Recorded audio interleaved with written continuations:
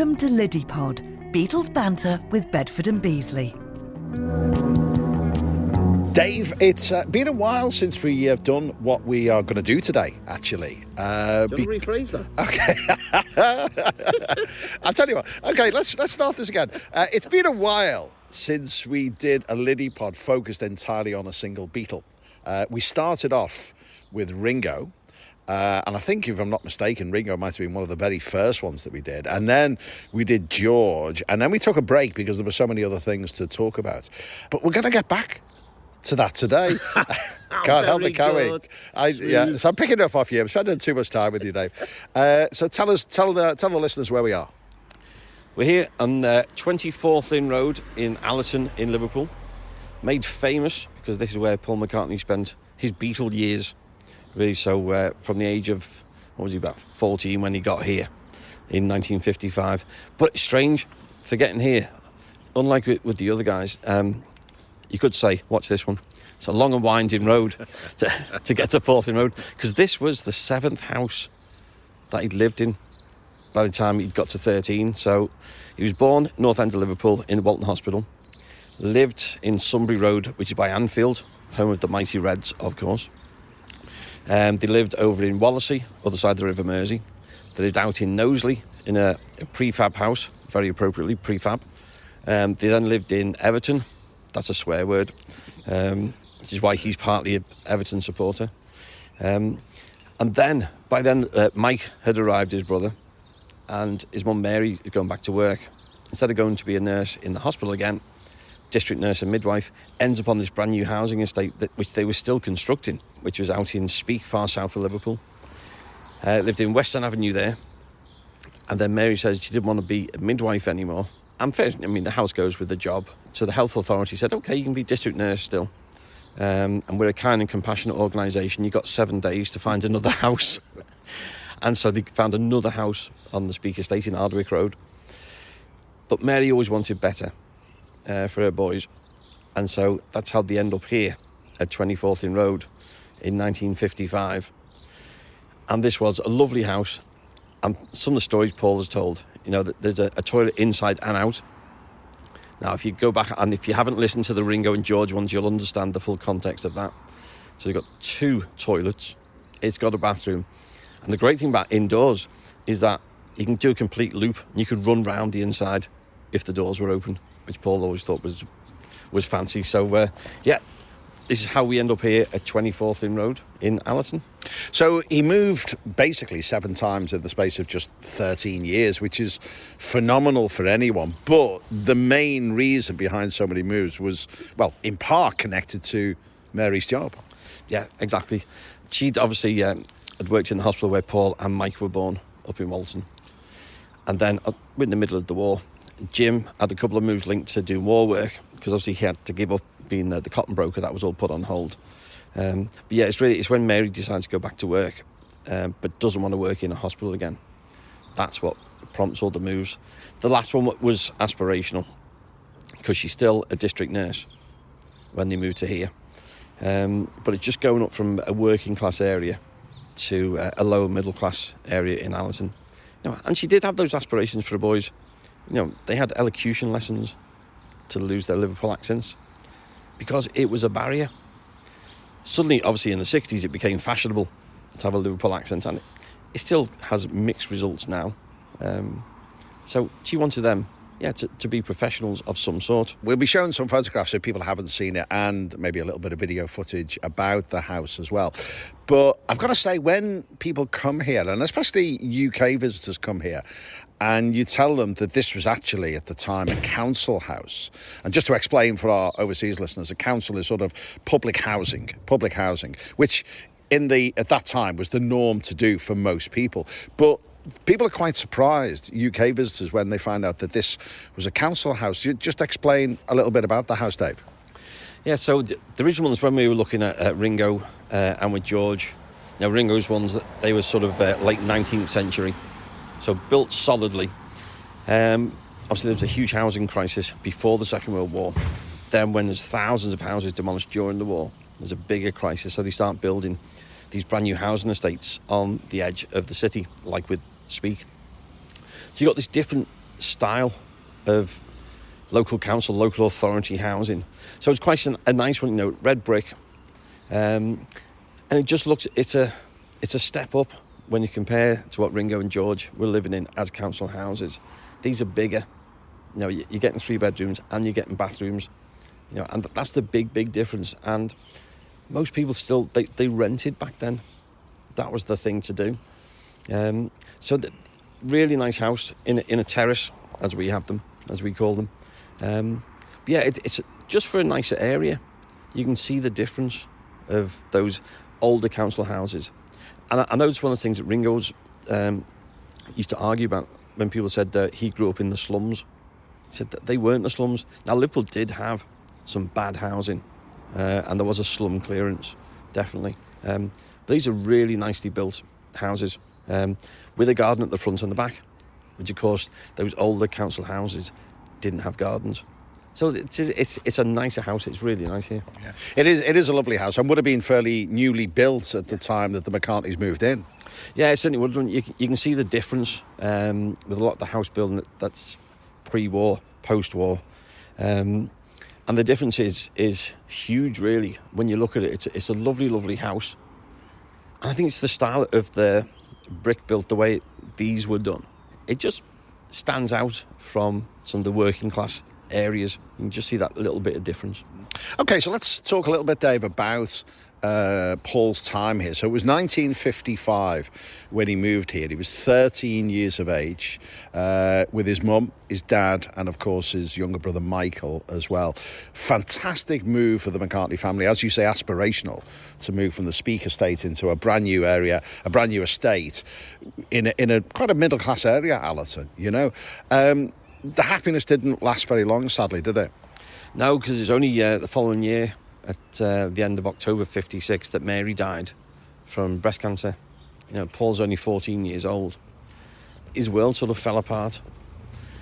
And it's amazing, that was quite a change in Paul's life, because he just started learning music. For his 14th birthday, he'd got a trumpet. His dad was a jazz musician and a big influence on Paul. There was always music in the house. That lovely Irish tradition of all the family comes around, there's the piano, everybody has their songs to sing. So he'd grown up with the musical tradition.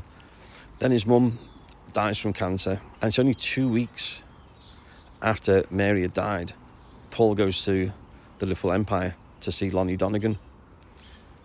Sees Donegan with his guitar and thinks, I want to do that. Goes to his dad and said, can I have a guitar? Now, Jim has so much of an influence in Paul's career. Yeah, as an absolute gentleman. I've never heard a bad word said about him by anybody. And so they change over, and trumpet goes in, Paul comes out with the guitar. And it's been interesting with the lyrics book that Paul's just brought out. The first song Paul ever wrote was I Lost My Little Girl. And he realised over time that's him talking about losing his mum. But he transfers that into a relationship between a boyfriend and girlfriend. But that's obviously what it was about. And it's one of those big things, and I know Paul's been asked this a few times. If his mum hadn't died, would he have been a musician? Because really she wants him probably to be a teacher.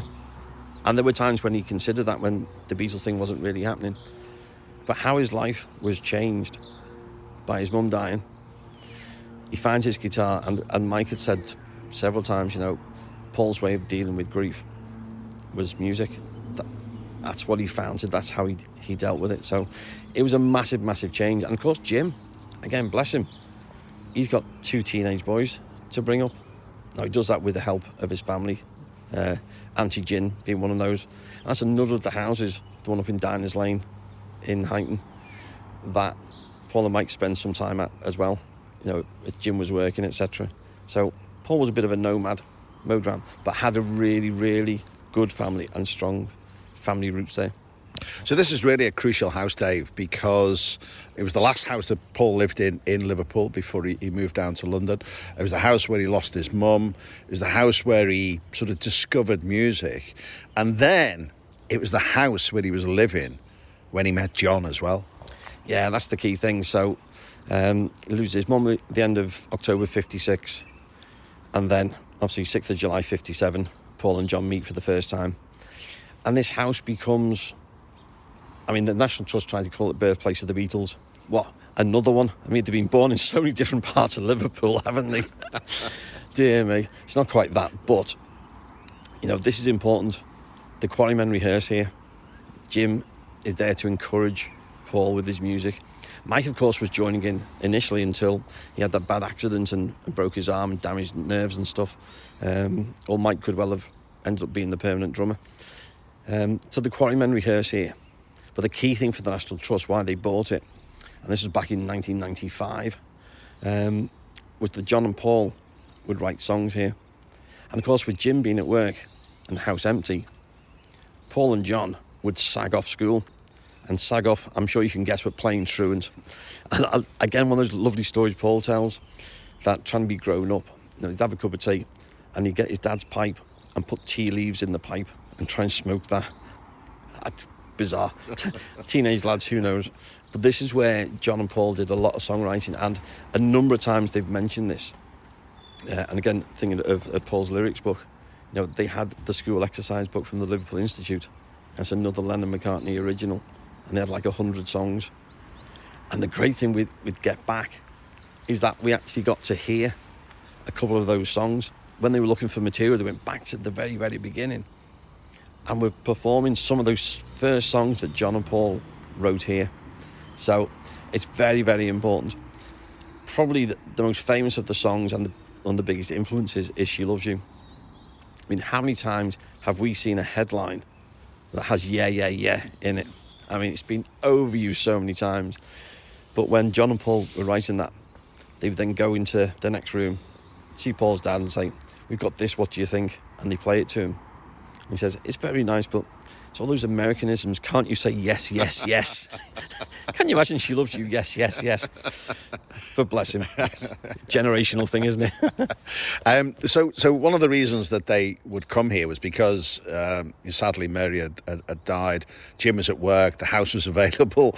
They could sag off, play truant, and he wouldn't be noticed. But also, John's house was not the best place to practice, was it? Well, no, because Mimi, as we know, didn't like the guitar. Famously said, the guitar's all right for a hobby, but you'll never make a living from it. Which John had made into a brass plaque and put in her house when he bought her the house down in Dorset. So, yeah, there was no real freedom to practice Mendips. But here, there was all the freedom. And Jim was doing that to encourage the lads. You know, so Paul learns to play piano. He had, you know, a handful of piano lessons. Got very, very bored and just taught himself. When Mike damaged his arm, he learnt on Mike's drum kit. So that's why he's so talented musically, because Jim was such an encouragement. You know, he would play songs to Paul and explain, you know, right, listen to here, you've got the melody, you've got the harmony, there's the brass, the strings, there's the bass. Paul was learning musical theory without studying musical theory because of what Jim was teaching him, which is why this house is so important. And the good thing is, you know, with both Paul and Mike, they've always said how important Jim was to them as a father. Because of course we can't forget, Mike becomes the Scaffold. You know, and the Scaffold have the #1 hit with Lydia the Pink.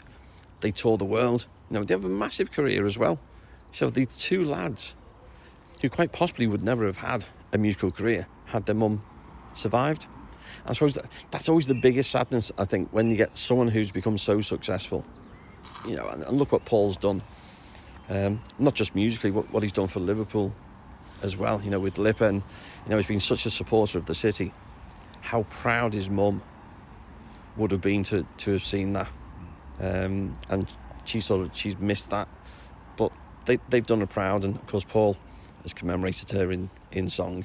You know, obviously we think of Let It Be as the main one, but you know, she's there as an influence all the way through as well. So it's a very important place. And this house also, photographically, is back in the headlines as well, isn't it? Because Mike McCartney, very, very keen amateur photographer when he was younger. People will remember a photograph on the cover of one of Paul's solo albums, but we now have the lyrics and, of course, the front cover is that photo. Just explain that, Dave. Yeah, so it's one of those great things that with Mike being such a keen photographer, he took some wonderful photos, particularly of John and Paul working on songs. I think amongst my favourite Beatles photos is John and Paul with their songbook on the ground there in the front room of Forthlin Road, working on the song, and the hands are strumming away, and that for me it captures everything, and it's brilliant.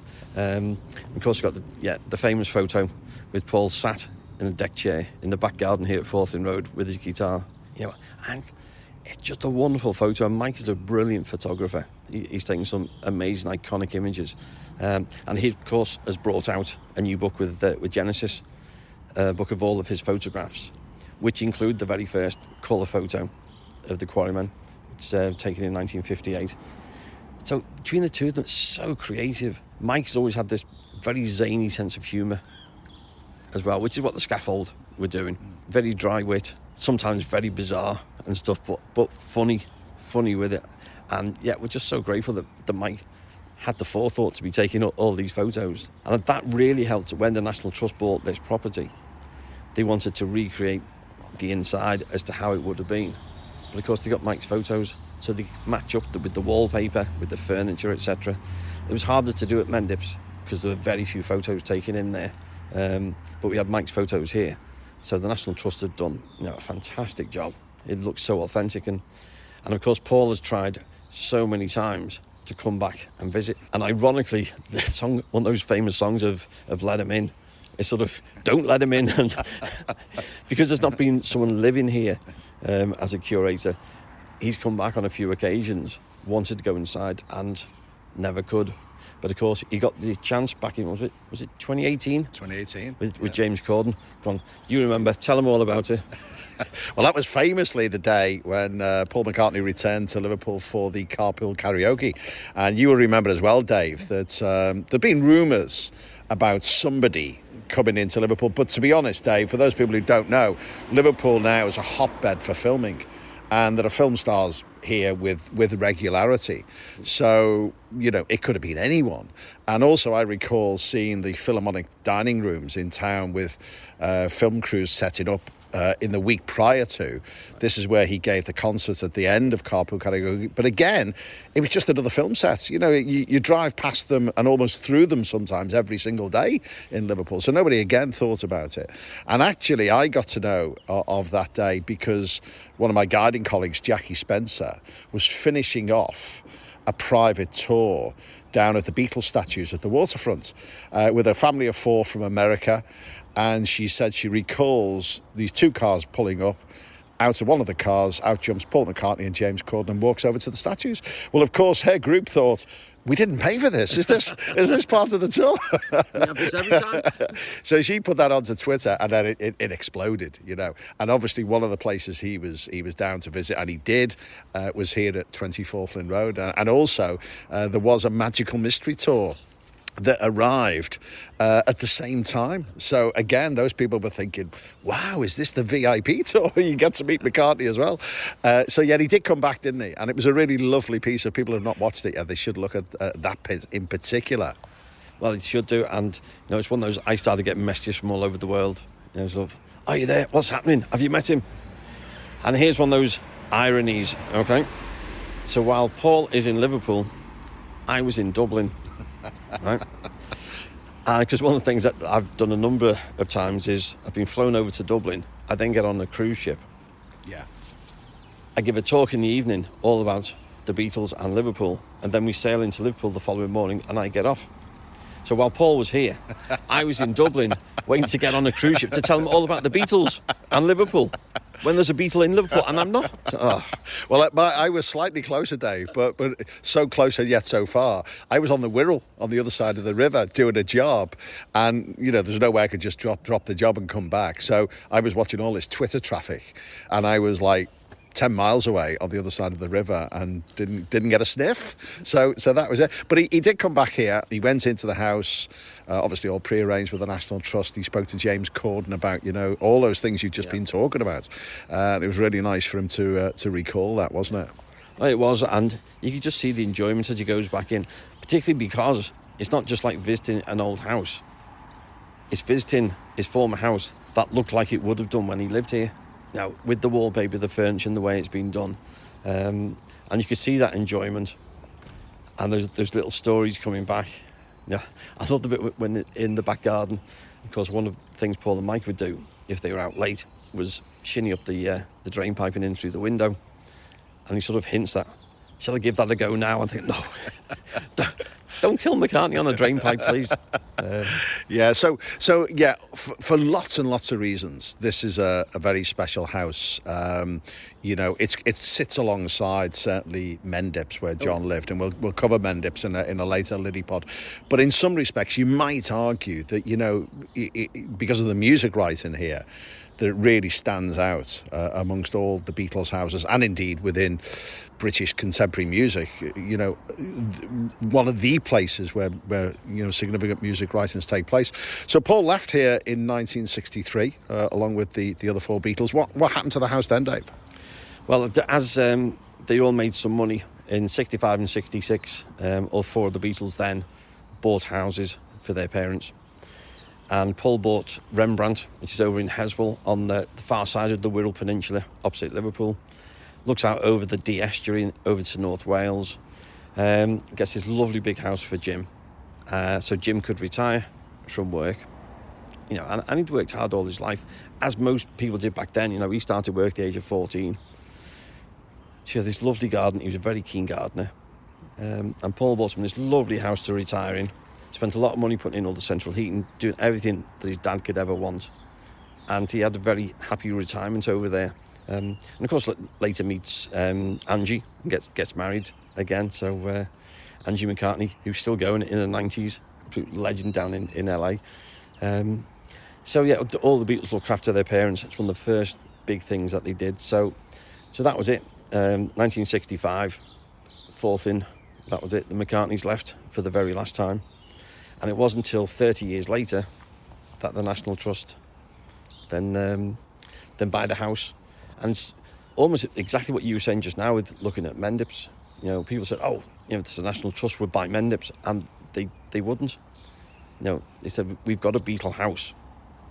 And for them, this was important not just for McCartney, but this is important for the Beatles, with the songwriting, with the rehearsing and all that kind of stuff as well. This was the important one to have. And it would be hard to argue that there's a more important house in Britain, particularly when it comes to contemporary arts, contemporary music. This was the place. Yeah, it really was. And I recall that when the house, 95, as you say, Dave, it was bought, and at that time it didn't look like it did today externally, because as you would do, people had renovated the house over the years, they'd modernised it. So the National Trust, and for overseas visitors, the National Trust is a huge charitable organisation that looks after properties of historic value all over the country, and they own lots of properties, lots of coastline and countryside. Very, very wealthy organisation, but it is a charity. Everyone can join the National Trust, but they do things very well and very meticulously and properly. And so what they did, as you say, Dave, they set about renovating the house internally and externally to look exactly as it did at the time. And that includes the windows, because my understanding is, having spoken to the National Trust, the windows were taken from a house in the next road. They bought them off the residents, because they were the same windows, put them in, and then matched up the colours as well of maroon and magnolia for the front of the house, which is one of the colours that was used by the City Council at the time. So that's why, probably, as you say, even more so than Mendips, we can say that this house looks exactly as it did at the time. Yeah, it's really authentic. The other way to tell which one it is, you look up for the television aerials, and it's the house without the television aerial. Yeah. It is ironic, isn't it, that when a house has been modernised, you have to unmodernise it and take the double glazing out and put the originals in. But yeah, National Trust has done a fantastic job with it. It's always a pleasure to come here to visit. And that's the great thing with the National Trust, is that you can go on the tour, and it's an amazing tour to go inside Paul's house, but go inside Mendips as well. And it's great, they've done such a fantastic job. And because it's a small tour, maximum about 15 people to a tour, so it's quite a personal one as well. You get a chance to walk around the house and see what it would have been like. And And so it's a real nice glimpse into 1950s Liverpool of what it was like. Absolutely, Dave. And the garden, you know, they put a privet hedge back in and created the garden to broadly speaking the way it would have looked at the time. And it is fabulous. And if you have not done the National Trust tour, do book in advance, because as Dave says, there's only 15 seats on the minibus. Can't say at the moment what next season's tour programme will look like, because it is closed for the winter at the moment as we speak here just before Christmas. But you do need to book in advance. If you don't book in advance, you may well be disappointed on the day. So Dave, that's Forthlin Road, number 20 Forthlin Road, the third of our focuses on a single Beatle.